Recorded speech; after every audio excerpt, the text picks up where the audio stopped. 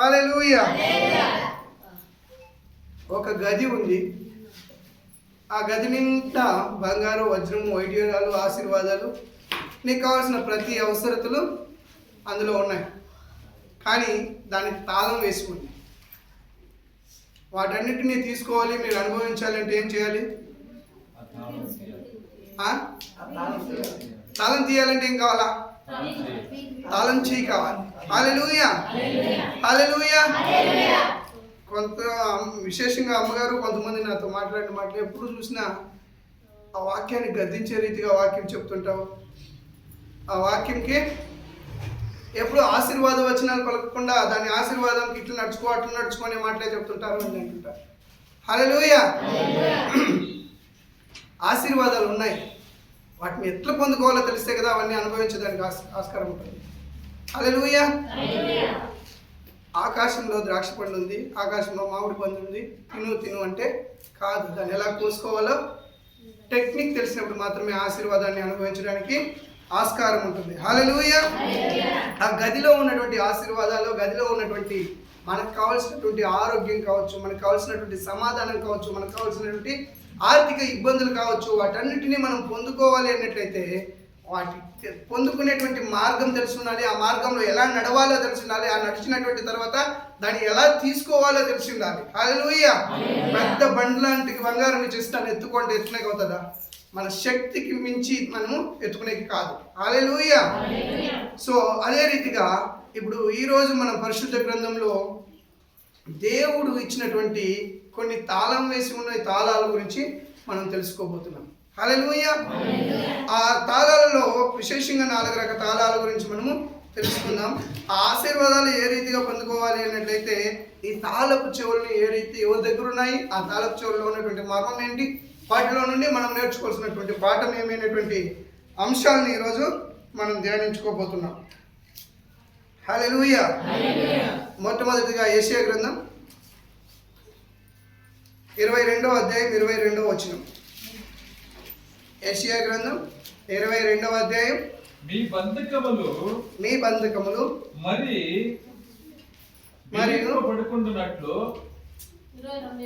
22వ అధ్యాయం 22వ వచనం. నేను దావీదు ఇంటి తాళపు అధికార భారమున అతని భుజము మీదన ఉంచెదను. అతడు తీయగా ఎవడును మాయాజాలడు, అతడు మాయగా ఎవడు తీయజాలడు.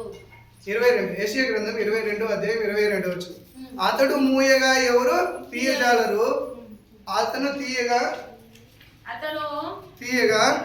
మూయగా ఎవడు తీయజాలడు, ఎవడును తీయజాలడు. హల్లెలూయా, హల్లెలూయా. ఏం తాళపు చేయండి అది? ఎవరింటిది? హల్లెలూయా. నేను దావీదు ఇంటి తాళపు చెవి అధికారమును అతని భుజముల మీద ఉంచెదను. అతడు తీయగా ఎవడను మూయజాలడు, అతడు మూయగా ఎవడను తీయజాలడు. హల్లెలూయా. ఇప్పుడు దావీదు వంశములో నుండి వచ్చినటువంటి యేసుక్రీస్తుని ఉద్దేశించి మాటలు ప్రకటించడం జరిగింది. హల్లెలూయా.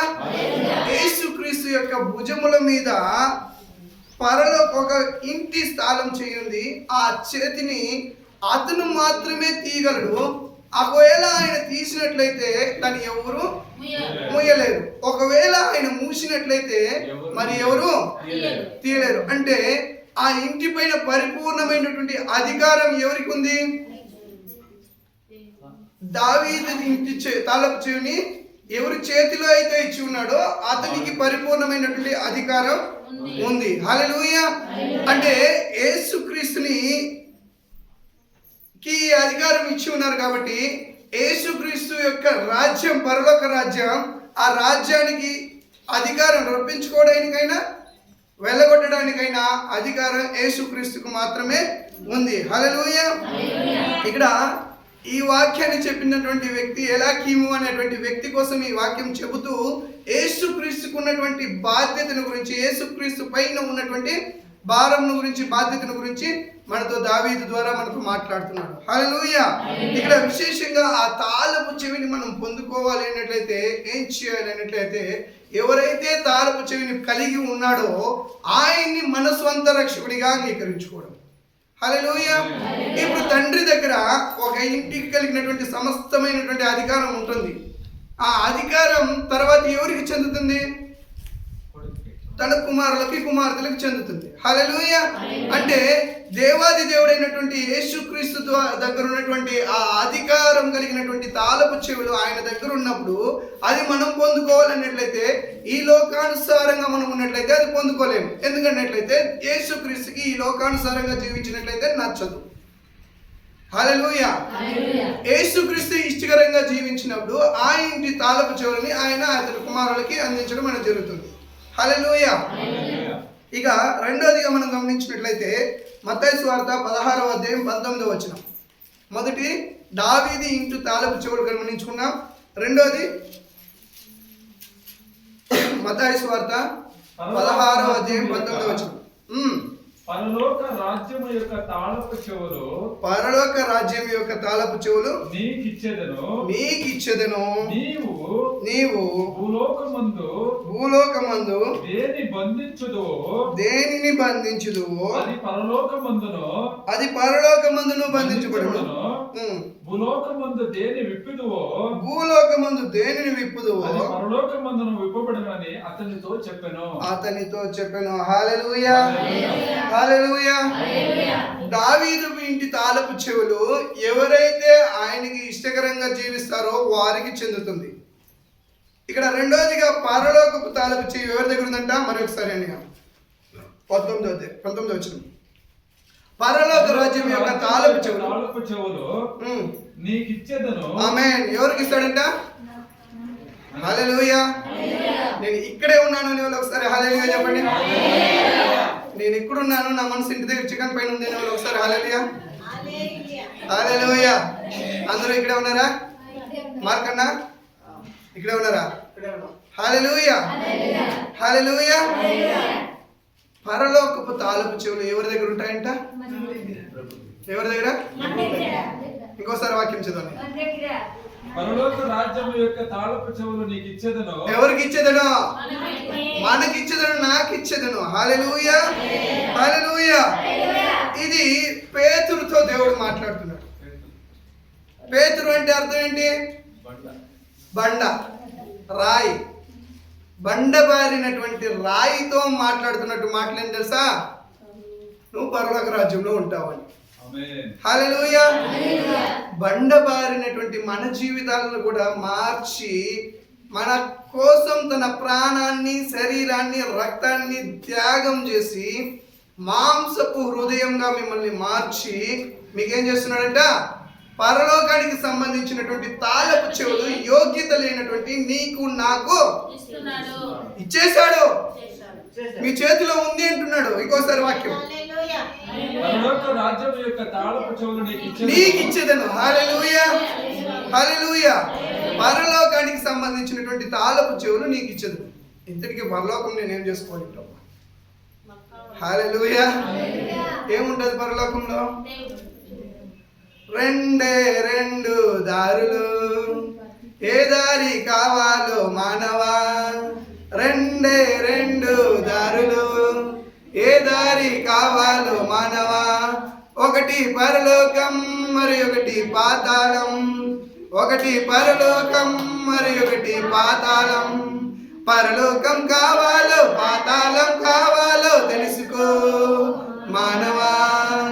పరలోకం కావాలో పాతాళం కావాలో తెలుసుకో మానవా. పరలోకం గొప్ప వెలుగుతో ఉన్నది పరిశుద్ధుల కోసం. ఎక్కడున్నదండి పరలోకం? ఎట్లుంటుంది? గొప్ప వెలుగుతో ఉంటుంది. అది ఎవరి కోసం ఉంటుందంట? పరిశుద్ధుల కోసం. హల్లెలూయా. హల్లెలూయా. సో పరలోకంలో ఉన్నటువంటి ఆ తాళపు చెవి ఆయన దగ్గర పెట్టుకోకుండా నీకు ఇచ్చి ఉన్నాడు ప్రియులరా. పరలోకం అనేటువంటిది ఎప్పుడు తెరిచి ఉంటుంది. మనకు అధికారం దేవుడే ఇచ్చి అన్నాడు ప్రియులరా. పరలోకానికి సంబంధించినటువంటి అధికారం పరలోకానికి వెళ్ళడానికే వద్దనుకోవడానికి నిర్ణయం నీ చేతిలో ఉంది. ఆ పరలోకాన్ని పొందుకోవాలన్నట్లయితే మనం ఏం చేయాలి? పరిశుద్ధతను కాపాడుకోవాలి. అది ఉండేది కేవలం పరిశుద్ధుల కోసం మాత్రమే. మనం పరిశుద్ధులమా? దేవుని వాక్యం సెలవిస్తుంది, భూమి పైన ఎవరో పరిశుద్ధులు లేరు అని. మనం ఎలా పరిశుద్ధులమయ్యాం? యేసుక్రీస్తు నిన్ను నన్ను ఎంతగానో ప్రేమిస్తున్నాడు. దేవాది దేవుడు ఎలా ప్రేమిస్తున్నాడు అన్నట్లయితే తనకున్నటువంటి ప్రాణాన్ని, శరీరాన్ని, రక్తాన్ని ఆయన యవ్వన ప్రాయంలోనే నీ కోసం సమర్పించుకునేంతగా ప్రేమిస్తున్నాడు. హల్లెలూయా. ఈ లోకంలో ప్రేమించినటువంటి వాళ్ళు నీ కోసం నేను చచ్చిపోతానంట. హల్లెలూయా. నీ కోసం నేను చచ్చిపోతానంటారు, కానీ చచ్చింది లేదు, పోయింది లేదు. హల్లెలూయా. కానీ కొంతమంది త్యాగం చేసి చచ్చిపోయడానికి ప్రయత్నిస్తూ ఉంటారు. హల్లెలూయా. అలాంటి వాళ్ళకి పరలోకం జరుగుతుందా? లేదు. హల్లెలూయా. ఇక్కడ పరలోకంలో ఉన్నటువంటి ఆ గొప్ప విధమైనటువంటి దేవుని ఆశీర్వాదాన్ని, దేవునితో అనుభవించే అనుబంధాన్ని మనం పొందుకోవాలని దేవాది దేవుని ప్రణాళిక. భూమి మీద మనుషుల్ని సృష్టించిందే దేవునితో సహవాసం కలిగి జీవించడం కోసం. దేవుడు తనను ఎంతగానో ప్రేమించి ఆయనకి కావలసినటువంటి ప్రతి అవసరతను, ఇక్కడ తల్లిదండ్రులు బిడ్డలను కనే కంటే ముందు వాళ్ళకి కావాల్సినటువంటి చదువు కావాల్సిన డబ్బులు, లేదా వాళ్ళ పెళ్లికి కావాల్సినటువంటి డబ్బులు, లేదా వాళ్ళకి ఉద్యోగం తీసించేదానికి కావాల్సిన డబ్బులు, అవన్నీ సరిదేసుకొని కంటారో కనేదో. కానీ దేవుడు మాత్రం ఎంత గొప్ప ప్రణాళికలో నిన్ను నన్ను సృష్టించాడంటే, మనిషిని సృష్టించేదానికంటే ముందు మనిషికి కావాల్సిన ప్రతి అవసరతని భూమి మీద నిర్ణయించాడు. సూర్యుడు కావాలంటే సూర్యుడిని నిర్మించాడు, చంద్రుడిని నిర్మించాడు, భూమిలో ఉన్నటువంటి పక్షుల్ని, చెట్లని, పుట్టల్ని, అన్నిటిని మనకు కావాల్సినటువంటి ఆహారాన్ని మనం జీవితాంతం అనుభవించడానికి కావాల్సిన ప్రతి అవసరతని ఆయన సిద్ధపాటు చేసిన తర్వాత మనిషిని సృష్టించాడు. ఎందుకోసం తెలుసా? నీవు నేను కష్టపడకూడదు. హల్లెలూయా. నీవు నేను ఏమీ లేకుండా ఇబ్బందులు పడకూడదని. కానీ ఆదాము హవ్వల ద్వారా ఆ ఆశీర్వాదాన్ని అనుభవించలేక మనం కూడా ఆ అర్హతను పోగొట్టుకున్నాం. ఆయన ప్రేమ ఏమాత్రం తగ్గిపోలేదు పిల్లరా. ఆయన ప్రేమ ఎలా ఉంది? అప్పుడు ఎలా నిన్ను ప్రేమించి ఆదామును హవ్వను సృష్టించుకున్నాడో అదే రీతిగా నిన్ను నన్ను ప్రేమిస్తున్నాడు. ఆయన ఆ రోజు ఏ రీతిగా నిన్ను ఆయనతో సహవాసంలో గడుపుకోవాలని నిర్ణయించుకున్నాడో అదే రీతినటువంటి ప్రేమ ఇప్పుడు ఉండడం వల్ల ఆయన ఏం చేశాడు తెలుసా? ఆ రోజు ఆదాము హవ్వ ద్వారా మనల్ని ఎడబాసినటువంటి ఎడబాటుని మళ్ళీ కలుపుకోవాలనేటువంటి ఉద్దేశంతో ఈ లోకానికి మళ్ళీ మనిషిగా పుట్టడం జరిగింది, మనిషిగా జన్మించడం జరిగింది.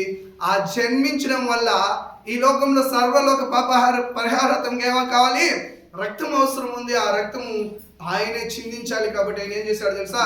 నీ కోసం నా కోసం మనిషిగా పుట్టి 33.5 సంవత్సరమైనటువంటి యవ్వన ప్రాయంలో ఏ తప్పు చేయకుండా, ఏ పాపము తలంపులు కూడా లేకుండా పరిశుద్ధంగా ఉండి ఆయన నీ కోసం నా కోసం కలవరిగిరిలో సిలువ పొంది ఉన్నాడు. హల్లెలూయా. హల్లెలూయా.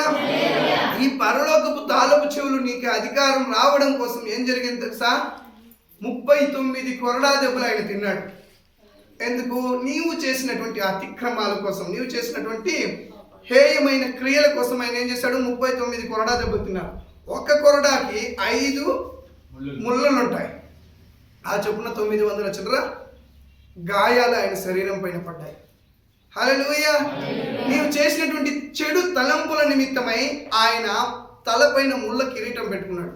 ఆయన తలంపులలో కూడా పాపం చేయనటువంటి వ్యక్తి పరిశుద్ధుడు. కానీ మన తలంపుల నిమిత్తం ఆయన ముళ్ళ కిరీటం పెట్టుకున్నాడు. హల్లెలూయా. మనం చేసిన అతిక్రమముల కోసం ఆయన ఏం చేసుకున్నాడు? ముఖము మీద ఉమ్మి వేయించుకున్నాడు. ఏం వేసుకున్నాడు? ఉమ్మి వేయించుకున్నాడు. హల్లెలూయా.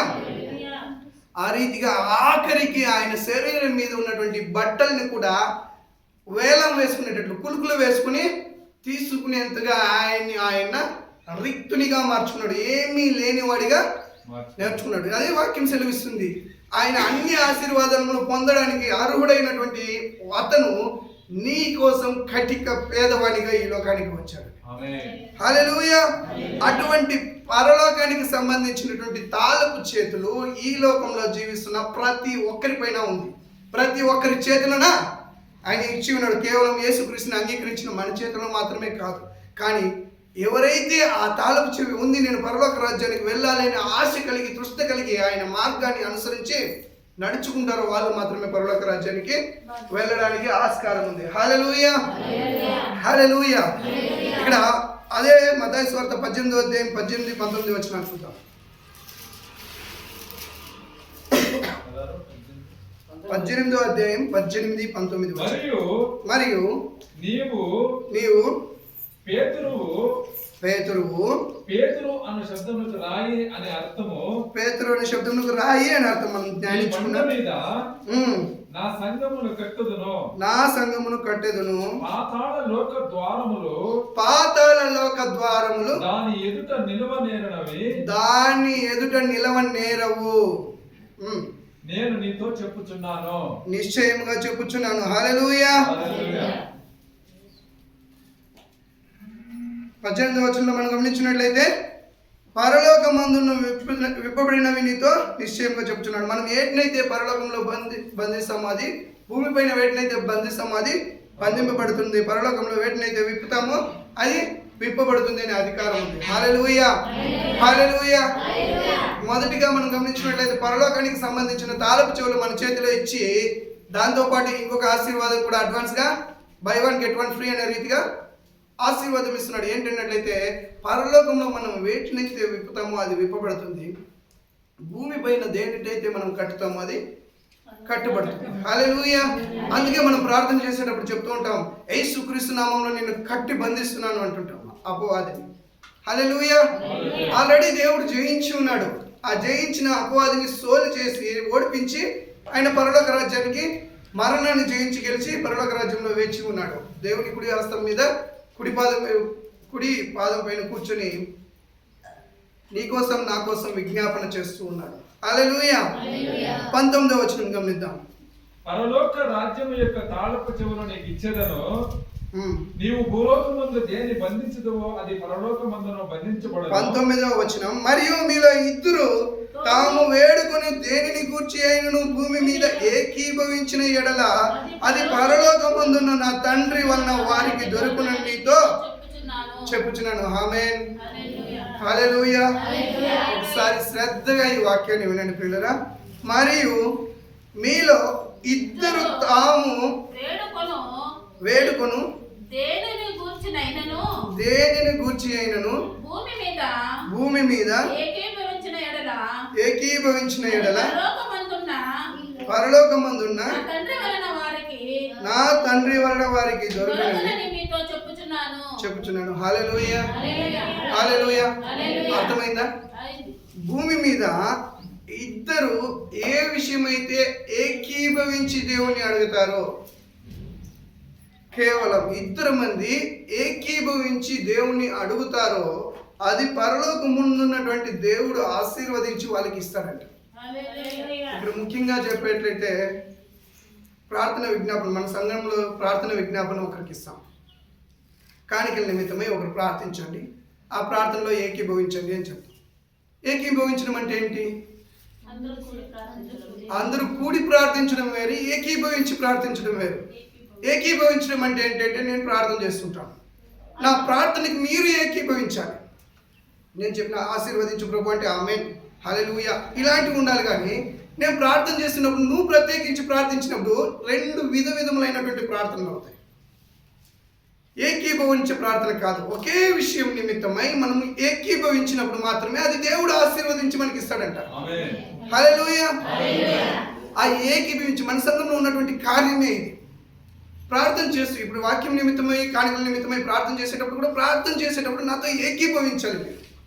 అవును ప్రభు, నాతో మాట్లాడండి ప్రభు. అవును ప్రభు, ఆ కాணிకల దశంభాగాన్ని ఇచ్చిన వారిని ఆశీర్వదించి ఆమేన్, హల్లెలూయా ఇలాంటి వాటితో ఏకీభవించాలి. అది కాదు, నీవు ప్రత్యేకించి ఒక ప్రార్థన చేస్తున్నప్పుడు అది 2 విధములైనటువంటి ప్రార్థన. ఎందుకంటే ఏక ఆత్మ ఉన్నప్పుడు మాత్రమే అది దేవుడు ఆశీర్వదిస్తాడని దేవుడు వాక్యం సెలవిస్తుంది. హల్లెలూయా. కాబట్టి ఏం చేయాలి? పరలోక రాజ్యం తాళపు చెవులు తెరిచి ఆ దేవుడు పరలోకం నుండి మనల్ని ఆశీర్వదించాలంటే మన ఆత్మ ఏకపరచబడాలి. ఇక్కడ ఉన్నటువంటి అందరూ ఒకే ఆత్మ ద్వారా, ఒకే తండ్రి ద్వారా, ఒకే కుమారుని ద్వారా మనం బాప్తిసం పొందుకున్నాం. తండ్రి కుమార పరిశుద్ధాత్మ నామంలో బాప్తిసం తీసుకున్నాం. ఒకే తండ్రి కుమారులం అంటాం.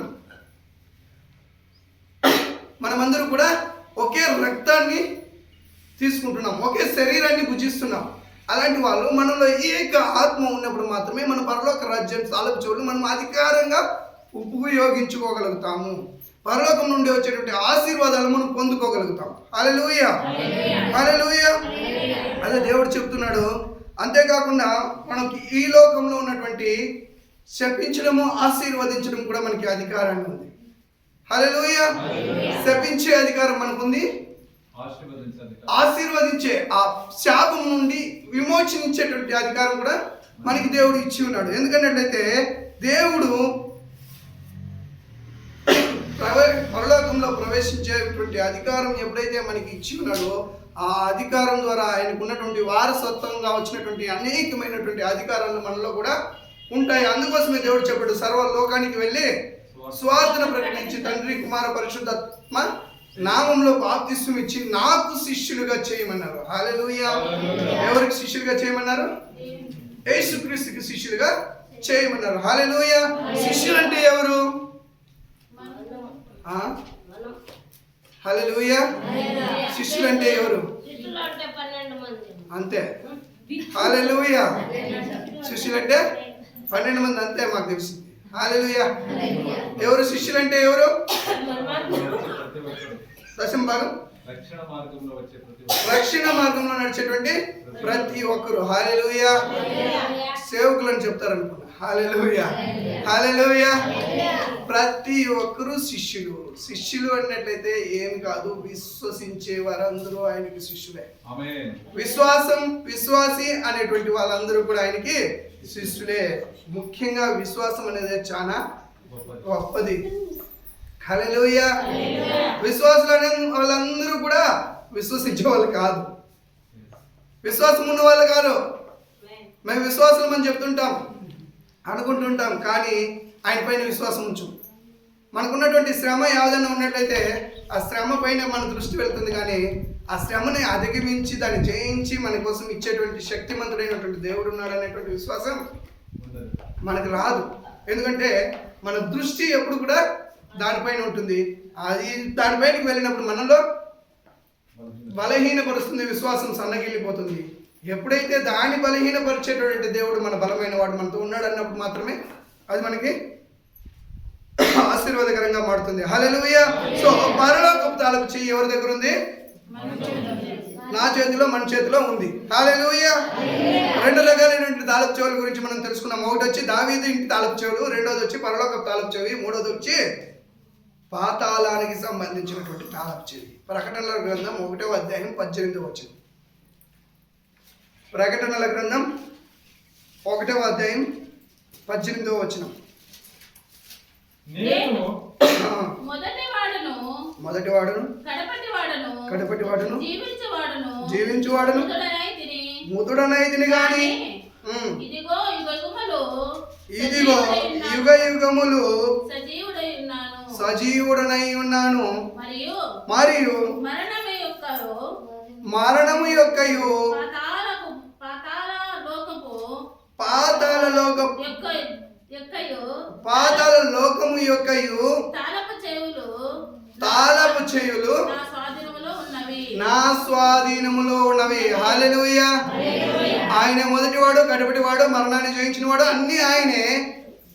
ఆయన చేతిలో పాతాళానికి సంబంధించినటువంటి తాళపు చెవులు ఉన్నాయంట. ఎంత విచిత్రం చూడండి పిల్లలు. పాతాళం మంచిదా? అదేమన్నా ఉందా? ఉందా? హల్లెలూయా. మనకు అవసరం వచ్చేది ఏమన్నా ఉందా అన్నయ్య? పరలోకంలో అన్నీ ఉంది కదా. అక్కడ ఏమన్నా ఆకలి ఉంటుందా? దప్పు ఉంటుందా? సూర్యుడు ఉంటాడా? చంద్రుడు ఉంటాడా? లేదు. నిత్యం ఆయన ప్రకాశిస్తూ ఉంటాడంట. హల్లెలూయా. పాతాళంలో ఏముంటుంది? నరక యాతన ఉంటుంది, అగ్ని గంధకాలు ఉంటాయి. అక్కడేమేమి ఉంటుంది? పాములు, నిప్పు, అవి ఇవి ఉంటాయి. హల్లెలూయా. ఒకసారి ఎవరైనా పాట పాడతారా? 2 దారులు. హల్లెలూయా. పాతాళం అగ్నిగుండము ఉన్నది పాపుల కోసం ఎవరికి వస్తుంది? పాతాళం అగ్నిగుండం. అంటే అక్కడ మొత్తం అగ్నిగుండం ఉంటుంది, అది ఉన్నది ఘోర పాపుల కోసం. అగ్ని ఆరదు అచట పురుగు చావదు, అగ్ని ఆరదు అచట పురుగు చావదు, గప్పు గప్పున రగులుచుండును. ఏం చేస్తుందంట? అక్కడ అగ్ని ఆరేది లేదు, పురుగు సచ్చేది లేదు, అది గప్పు గప్పున మండుతూనే ఉంటుంది. హల్లెలూయా. పాతాళం ఏ రీతిగా ఉంటున్నట్లయితే అక్కడ అగ్ని గంధకాలు ఉంటాయి. ఆ అగ్ని గంధకాల్లో దేవుని దగ్గర శిక్ష పొందినటువంటి, తీర్పు పొందినటువంటి వ్యక్తులు అక్కడ ఉండి వాళ్ళు అగ్నిలో కాలుతూనే ఉంటారంట. ఆ అగ్ని కాలుతూ ఉంటుంది, ఈ శరీరం నశించిపోతుంటుంది, మళ్ళీ కవర్ అవుతూ ఉంటుంది, మళ్ళీ నశించిపోతుంటుంది, మళ్ళీ కవర్ అవుతూ ఉంటుంది. కాలినప్పుడు ఏవైతే శరీరం కరిగిపోతుంది, మళ్ళీ అదే అట్లా వస్తూ ఉంటుంది. ఆ పురుగులు మన శరీరాన్ని బట్టి తింటూ పిక్తూ ఉంటాయంట. ఇది పాతాళం. ఎవరైనా కావాలని ఆశపడతారా? హల్లెలూయా, హల్లెలూయా. ఇక్కడే ఉన్నారా? హల్లెలూయా. ఇట్లా పనికిరాని స్థలాన్ని చాలా చెవులు ఆయన దగ్గర పెట్టారు. ఎంత విచిత్రం చూస్తారా? పరలోకానికి సంబంధించి అన్ని ఆశీర్వాదాలు, అక్కడ ఉన్నటువంటి సూర్యచంద్రుడు నక్షత్రాలను దేవుడు అవసరం లేనటువంటి స్థితిలో ఉంచినటువంటి ఆ స్థలాన్ని చూద్దాం. పరలోకం గొప్ప వెలుగుతో ఉన్నది పరిశుద్ధుల కోసం, పరలోకం గొప్ప వెలుగుతో ఉన్నది గొప్ప పరిశుద్ధుల కోసం. సూర్యుడుండడు అచుట చంద్రుడుండడు, సూర్యుడుండడు అచుట చంద్రుడుండడు, చీకటుండదు రాత్రి ఉండదు, నిత్యుడైన యేసుడే ప్రకాశించుచుండును, యుగ యుగములు పరలోక రాజ్యమేలుచుండును. నిత్యమైన ప్రభువే ప్రకాశించుచుండును, యుగ యుగములు పరలోక రాజ్యమేలుచుండును. ఆయన రాజ్యమేలేటువంటి స్థలానికి సంబంధించినటువంటి తాళపు చెవులు మీ చేతిలో ఉంచి, పనికిరానటువంటి పరలోక పాతాళానికి సంబంధించినటువంటి తాళపు చెవులు ఆయన దగ్గర తీసి పెట్టుకుని ఉన్నాడు. ఎందుకోసం అన్నట్లయితే పాతాళానికి ఎవరిని పంపించడం ఆయనకి ఇష్టం లేదు. ఈ లోకంలో ఉన్నటువంటి ప్రతి ఒక్కరు రక్షణ పొందుకోవాలి, ప్రతి ఒక్కరు యేసుక్రీస్తు నిర్మించుకున్నటువంటి పరలోక రాజ్యానికి వెళ్ళాలి, ప్రతి ఒక్కరు ఆయన ప్రేమను రుచి చూడాలి, ఆయన ప్రేమను ప్రచురించాలి, ఆయన ప్రేమను ప్రతి ఒక్కరు పంచిపెట్టాలి, ప్రతి ఒక్కరు కూడా పరలోక రాజ్యానికి వెళ్ళాలని ఆయన ఇష్టపడ్డాడు. కాబట్టి పాతాళానికి ఎవరిని పంపడం ఇష్టం లేక ఆ పాతాళానికి సంబంధించిన తాలూకు చెవులు ఆయన పెట్టుకుని ఉన్నాడు. హల్లెలూయా. ఆయన చేతిలో పెట్టుకుని ఉన్నాడంటే దాన్ని తీసుకునే అధికారం మనకుందా? లేదు. హల్లెలూయా. కానీ దానికి పోయే అధికారం మన చేతిలోనే ఉంది. బిడ్డ, పాతాళాన్ని తీసుకునే బిగాన్ని తీసుకునే అధికారం మన చేతిలో లేదు, కానీ ఆ పాతాళానికి పోయే అధికారం మాత్రం మన చేతిలోనే ఉంది. కేవలం మన చేతిలోనే కాదు, ప్రపంచంలో ఉన్న అందరికీ ఆ అధికారాన్ని, ఫ్రీడమ్ ఇచ్చాడు దేవుడు. కానీ క్రీస్తుని అంగీకరించినటువంటి వారికి మాత్రమే ఆయన ప్రేమను ప్రచురించడం లేదు. ఎందుకంటే ఇట్లా యేసుక్రీస్తుని అంగీకరించిన బిడ్డలుండే చోటు మాత్రమే వానబడుతుందా? యేసుక్రీస్తుని అంగీకరించిన వారికి మాత్రమే ఈ గాలి, ఆక్సిజన్ ఫ్రీగా దొరుకుతా ఉందా? మనం గమనించుకున్నట్లయితే ఆక్సిజన్ ఒక గంట టైంకి మనం ఆక్సిజన్ పెట్టుకోవాలన్నట్లయితే 300 రూపాయలు కట్టాలి. మనం 24 అవర్స్ ఫ్రీగా పీల్చుకుంటా ఉన్నాం. నీళ్లు, సూర్యరశ్మి, వేడి, ఇవన్నీ దేవుడు పంచభూతాలని మనకి ఆధీనంలో ఉంచి మనకి అనుకూలంగా మార్చాడు. మన శరీరంలో ఉన్నటువంటి ఒక్కొక్క అవయవం వాల్యూ ఎంత తెలుసా? చనిపోయినటువంటి మన శరీరం యొక్క విలువ ఎంత? ఒకవేళ కోడి చనిపోతే ఏం చేస్తాం? కోసి తింటాం. గొర్రె, ప్రతి జీవికి దానికి తగ్గట్టుగా ఉంటుంది. కానీ మనిషికి మాత్రం చనిపోయిన తర్వాత విలువ లేదు. అంతవరకు సురేష్ అంత తర్వాత ఎప్పుడెత్తారు అంటారు. హల్లెలూయా. అంత హీనమైనటువంటి స్థితి మన శరీరానికి ఉంటుంది. కానీ దేవుడు ఇటువంటి శరీరంలో ఉన్నటువంటి జీవం కలిగినటువంటి ఆత్మ కోసం మన శరీరాన్ని కూడా కాపాడుతూ వస్తాడు. హల్లెలూయా. ఆత్మ బరువు ఎంత తెలుసా? 009 గ్రామ్స్. మన శరీరంలో ఉన్నటువంటి 70, 80, 90, 100, 150 కేజీలు ఉంటాం మనం. కానీ దాని లోపల ఉన్నటువంటి ఆత్మ బరువు 0.009 గ్రామ్స్. హల్లెలూయా. ఆ 9 గ్రామ్స్ కలిగినటువంటి ఆత్మ కోసమే ఆయన పాతాళం యొక్క తాళపు చెవులు ఆయన దగ్గర ఉంచుకొని నీకు ఫ్రీడమ్ ఇచ్చాడు, స్వేచ్ఛనిచ్చాడు. నువ్వు దేని కావాలనో ఎన్నుకో. 2 మార్గాలు ఉన్నాయి, పరలోకం కావాలన్నా పాతాళం కావాలా, నీ ఇష్టం, నీ చేతిలో ఉంది. ఏది కావాలంటే అది నీవు తీసుకో అని చెప్పి. హల్లెలూయా, హల్లెలూయా. సో ప్రభు అంటున్నాడు, ప్రాణం పెట్టుటకు తీసుకునడానికి ఆయనకి అధికారం ఉంది. ఎందుకంటే ఆయన మరణించే ముందు ఆయన చెప్పాడు, నా ప్రాణాన్ని మీరు ఎవరు తీయడానికి ఆస్కారం లేదు, కానీ నా ప్రాణాన్ని నేను పెట్టగలను, మళ్ళీ తీసుకోగలను అని ఆయనకి అధికారం ఉంది. ఆయన ప్రాణాలని ఆయన పెట్టి తీసుకోగలిగినటువంటి అధికారం ఉన్నప్పుడు మన ప్రాణాలను కూడా ఆయన పెట్టి తీసుకోవడానికి అధికారానికి మనం ఆయనకి అప్పగించుకోవాలి. హల్లెలూయా, హల్లెలూయా. హెబ్రీయులకు రాసిన పత్రిక 7వ అధ్యాయం 25వ వచనం ఒకసారి చూద్దాం. హెబ్రీయులకు రాసిన పత్రిక 7వ అధ్యాయం 25వ వచనం.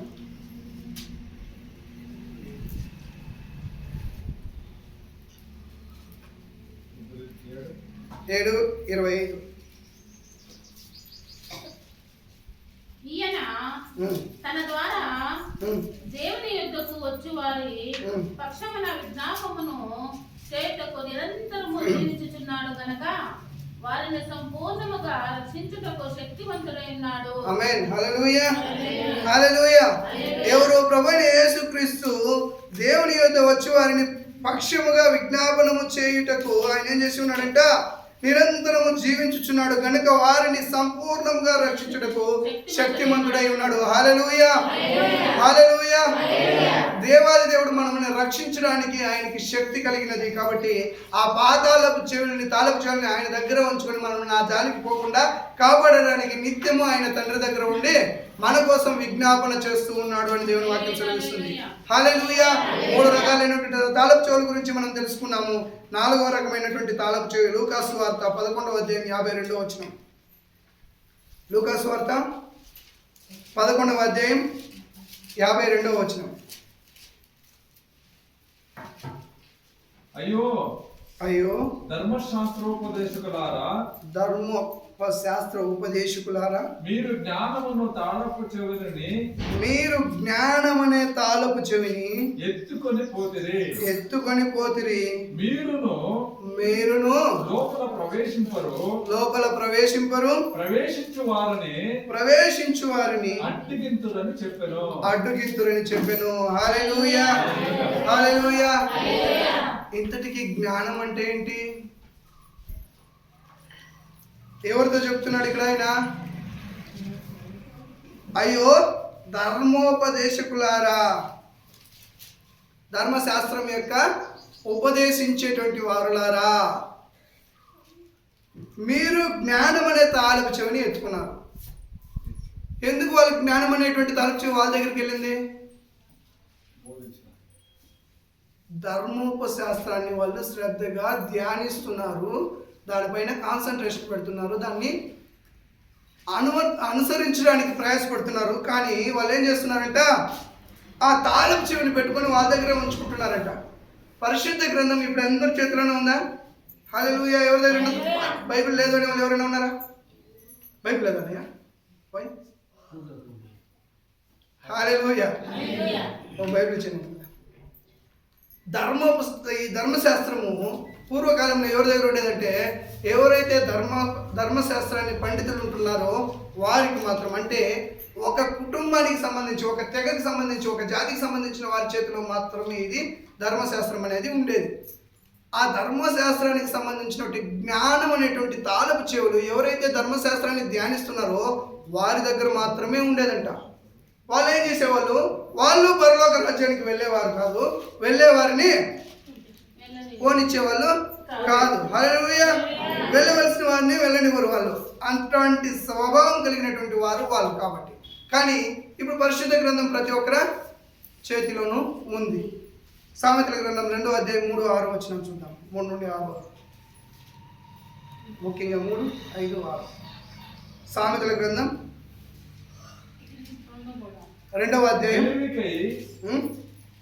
తెలివికై మొరపెట్టిన ఎడల, తెలివికై మొరపెట్టిన ఎడల, వివేచనకై మనవి చేసిన ఎడల, వివేచనకై మొర చేసిన ఎడల, వెండిని వెదికినట్లు దానిని వెదికిన ఎడల, దాచబడిన ధనమును వెదికినట్లు దాని వెదికిన ఎడల, యెహోవా యందు భయభక్తులు కలిగి ఉండుట ఎట్టిదో ఎట్టిదో నీవు గ్రహించెదవు దేవుని గురించిన విజ్ఞానము నీకు లభించును యెహోవాయే జ్ఞానమిచ్చువాడు తెలివియు వేచనయు ఆయన నోట నుండి వచ్చెను. ఆమేన్ హల్లెలూయా. ఇప్పుడు నీకు జ్ఞానం కావాలంటే ఏం చేయాలి ప్రియులరా? ధర్మశాస్త్రం ధ్యానించుకుంటూ దాని ధర్మశాస్త్రం పండితులైనటువంటి వారి దగ్గరకు మనం వెళ్ళాల్సిన అవసరం ఉందా? యెహోవాయే జ్ఞానం ఇచ్చేవాడు, దేవుడే జ్ఞానం ఇచ్చేటువంటి వాడు. యెహోవా యందు జ్ఞానాన్ని మనం పొందుకోవాలంటే ఏం చేయాలంటే 5వ వచనం చెప్తుంది, యెహోవాయే జ్ఞానం ఇచ్చేవాడు తెలివియు వేచనయు ఆయన నోట. 5వ వచనం యెహోవా యందు భయభక్తులు కలిగి ఉండుట ఎట్టిదో నీవు గ్రహించెదవు. దేవుని గురించిన విజ్ఞానము నీకు లభించును. దేవుని గురించిన విజ్ఞానము నీకు లభించును. ఎట్లా లభిస్తుంది? 4వ వచనం చూద్దాం. వెండిని వెతికినట్లు దానిని నీవు వెండిని వెదికినట్లు దేవుని జ్ఞానాన్ని వెదకాలి. దాచబడినటువంటి ధనమును వెతికినట్లు నీవు దాన్ని వెతికిన ఎడల యెహోవాయగు దేవుడు నీకు ఆ జ్ఞానాన్ని వివేచనను నీకు తెలివిని నీకు అనుగ్రహించి ఇస్తాడు. హల్లెలూయా హల్లెలూయా హల్లెలూయా. సామెతల గ్రంథం 3వ అధ్యాయం 14-15 వచనాలు చూసినట్లయితే దేవుని వాక్యం ఈ రీతిగా సెలవిస్తుంది. 14-15 వెండి సంపాదించుట కంటే జ్ఞానము సంపాదించుట మేలు, జ్ఞాన లాభము నొందుట మేలు. హల్లెలూయా. మనం బంగారు వెండి అపరంజి వీటి కోసం మనం పోయి సంపాదించుకునే దానికంటే జ్ఞానం అనేటువంటిది మనం సంపాదించుకున్నట్లయితే అది మేలు. ఇంతవరకు అది సర్దుకాయలు పరిచయాలు వాళ్ళ చేతుల్లో ఉన్నది, కానీ ఇప్పుడు దేవుడు అడిగిన వారికి అనుగ్రహించేటువంటి వాడై ఉన్నాడు. హల్లెలూయా. జ్ఞానం ఎలా వస్తుందో మనం గమనించుకున్నట్లయితే యోబు గ్రంథం 28వ అధ్యాయం 28వ వచనం చూద్దాం. 28వ అధ్యాయం 28వ వచనం. యోబు గ్రంథం 28వ అధ్యాయం 28వ వచనం. మరియు యెహోవా యందలి భయభక్తులే జ్ఞానమనియు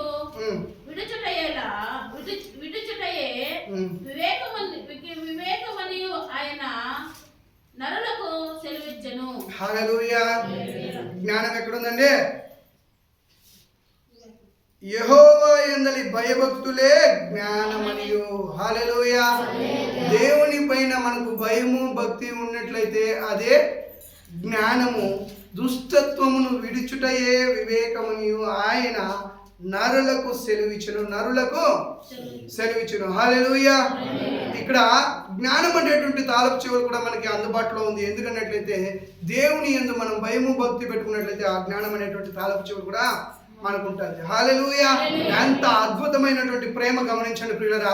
ముఖ్యమైనటువంటి 3 తాళపు చెవులు దావీదు యొక్క ఇంటి తాళపు చెవులు మనకి అధికారంలో అందుబాటులో ఉన్నది. పరలోకానికి సంబంధించినటువంటి తాళపు చెవులు మనకు అందుబాటులో ఉన్నది. జ్ఞానం అనేటువంటి తాళపు చెవు మనకు అందుబాటులో ఉన్నది. ఒకటే ఒకటి ఆయన దగ్గర ఉన్నాడు. పాతాళం అనేటువంటి తాళపు చెవులు మాత్రమే ఆయన దగ్గర దాచుకున్నాడు. హల్లెలూయా. ఇక మనకి అవసరమైనటువంటి 3 తాళపు చెవులు మన దగ్గరే ఉన్నాయి. వాటిని ఉపయోగించి మనకు కావలసిన ప్రతిదాన్ని పొందుకోవడానికి అధికారం కూడా మనకే ఇచ్చి ఉన్నాడు. భూమి మీద మనం వేటిని కట్టుతామో అది పరలోకమందు వాటిని దేవుడు కడతాడు. భూమి యందు మనం వేటిని విప్పుతామో అది పరలోకమందు దేవుడు విప్పుతాడు. హల్లెలూయా. ఇంత గొప్ప అధికారం ఉన్నటువంటి మనము ఇంకా దేవునికి ఇష్టకరంగాను ప్రయోజనకరంగాను ఈ లోకానుసారంగా మనము ఆశీర్వాదకరంగాను ఉండలేకపోతున్నామంటే కారణం ఏమంటే తాళపు చెవి కూడా జోబులో ఉంది, బండిలో అంతా పెట్రోల్ ఉంది, ఇంజిన్ ఉంది, గాడి ఉంది, అన్ని బాగానే ఉంది. స్టార్ట్ చేసుకొని పోయేది ఒకటే ప్రాబ్లం. హల్లెలూయా. తీసుకునేది ఒకటే ప్రాబ్లం. ఎందుకోసం అనేట్లయితే ఆశీర్వాదం ఆశీర్వాదం ఆశీర్వాదం అన్నీ ఉన్నాయి. వాటినన్నింటినీ ప్రకటిస్తున్నాం, తెలుసుకుంటున్నాం. దేవుడు ఉన్నతమైనటువంటి వాడు, ఆయన దగ్గర ఏ కొదవ లేదు, ఆయన ఆశ్రయించే వరకు ఏమీ కొదవ ఉండదు అని చెప్పి అన్నీ తెలుసుకుంటున్నాం. కానీ దానిని ఎలా తీసుకుని ఎలా మనం పొందుకోవాలి అనేది మనకి సమస్యగా మారిపోయింది. హల్లెలూయా. ఇప్పుడు ఆ దావీదు తాళపు చెవి, పరలోకానికి సంబంధించిన తాళపు చెవి, జ్ఞానమైనటువంటి తాళపు చెవి. ఇంకా ఒక వాక్యంలో గమనించుకున్నట్లయితే ఆ జ్ఞానాన్ని మీరు ఉచితంగా పొందకండి అంటాడు. ఆ జ్ఞానాన్ని మీరు కొనుక్కోండి అంటాడు. హల్లెలూయా. మన సమయం ఎక్కువగా, ఇంకా ఇప్పుడే 10 నిమిషాలు ఎక్కువ తినేసాం. హల్లెలూయా. ఆ జ్ఞానాన్ని మీరు ఏం చేయాలంట? ఉచితంగా మనం పొందుకోకూడదంటే దాన్ని కొనుక్కోవాలి. ఎలా కొనుక్కోవాలంటే వెండి బంగారం కంటే అది విలువైనది కాబట్టి వాటిని విక్రయించి అమ్మి దాన్ని తీసుకొచ్చి కొనుక్కోండి. దానికి గురించి బుద్ధి కలిగినటువంటి కన్యకల్ని, బుద్ధి లేనటువంటి కన్యకలను సాదృశ్యంగా చెప్పి ఒక పరలోక రాజ్యము గొప్ప ధననిధిని కలిగి ఉన్నటువంటి పొలం వలె పోలి ఉన్నది.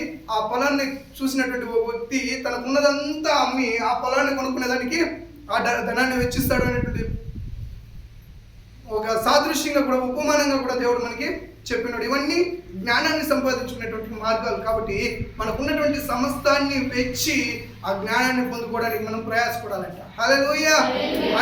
ఒకవేళ నీ జ్ఞానం పొదుగా ఉన్నట్లయితే నన్ను అడుగుతాడు. సొలొమోను అన్నీ ఉన్నాయి, ఆయనకి రాజు, కానీ ఆయనకు పొదుగా ఉన్నటువంటి జ్ఞానాన్ని ఆయన దేవుని సన్నిధిలో ప్రార్థించినప్పుడు ఆ జ్ఞానంతో పాటు ఆయనకి సంబంధించిన ప్రతి ఆశీర్వాదం ఆయన పొందుకోవడానికి ఆస్కారమైంది. హల్లెలూయా. ఏం సొలొమోను ఏం కోరుకున్నాడు? దేవుని దగ్గర జ్ఞానాన్ని కోరుకున్నాడు. జ్ఞానంతో పాటు ఆయనకు కావాల్సిన సకల ఆశీర్వాదాలు దేవుడు అనుగ్రహించి ఇచ్చాడు. హల్లెలూయా. కాబట్టి ఈ సమయం ముందు మనతో మాట్లాడిన ఈ 4 తాళపు చెవుల్లో ఒక తాళపు చెవి మాత్రం ఆయన పెట్టుకుని 3 తాళపు చేతులు నీ చేతిలోనే ఉంచి ఉన్నాడు. వాటిని ఉపయోగించి నువ్వు నిత్యరాజ్యంలో పాలు పొందుకోవడానికి, నీకు ఈ లోకానుసారంగా జీవించే జీవితానికి అవసరమైన ప్రతి దాన్ని నువ్వే పొందుకోవడానికి, ఎత్తుకోవడానికి అధికారం నీకు ఇచ్చి ఉన్నాడు. కాబట్టి దయచేసి ఈ అధికారాన్ని ఉపయోగించుకుంటూ దేవుని ఉన్నతమైనటువంటి ఆశీర్వాదాలు, కృపలు పాత్రులుగా మనమందరం మారాలని ప్రభు పేరిట కోరుకుంటూ, దేవుడు ఇంతవరకు ఈ వాక్యాన్ని మీరు సజావుగా విన్నందుకే మీకు కృతజ్ఞతలు తెలియజేసుకుంటూ, ఈ వాక్యాన్ని దేవుడు దీవించి నా హృదయాల్లో ముద్ర వేసి అనేక మందికి ఈ వాక్యాన్ని ప్రకటించి దేవుని మహిమను, మహత్యాన్ని అనేక మందికి ప్రకటించాలని ప్రభు పేరిట కోరుకుంటూ సెలవు తీసుకుంటున్నాను. ఆమేన్.